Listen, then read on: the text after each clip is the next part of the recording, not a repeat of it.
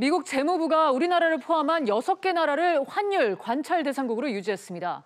관심을 모았던 중국은 미중 무역 분쟁이 최고조에 달해 지정 가능성이 거론됐지만 이번에도 관찰 대상국으로 남았습니다.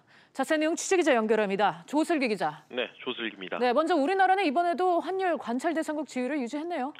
그렇습니다. 미국 재무부가 환율 정책 보고서를 통해 한국과 중국, 일본 등 6개국을 환율 관찰 대상국으로 명시했습니다. 우리나라는 외환시장 개입을 제외한 대미무역 흑자와 경상수지 흑자 등 2개의 요건이 충족돼 관찰 대상국으로 분류됐습니다.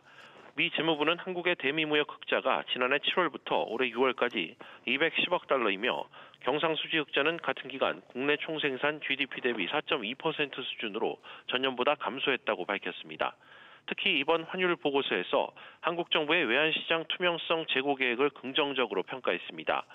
미 재무부는 이와 함께 한국에 대한 정책 권고와 관련해 내년 3월부터 시작되는 한국 정부의 외환시장 개입 내역 공개 계획을 살펴보겠다고 밝혔습니다. 네, 중국을 환율 조작국으로 선정할 것인지 여부에 대해 관심이 높았는데 지정 위험을 피했습니다.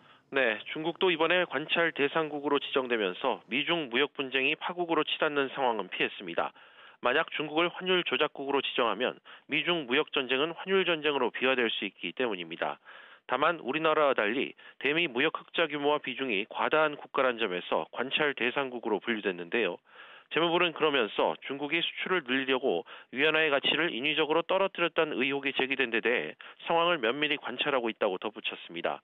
따라서 향후 중국이 환율 조작국으로 지정될 가능성도 배제할 수 없다는 관측도 나오고 있습니다. 지금까지 SBS CNBC 조슬기입니다.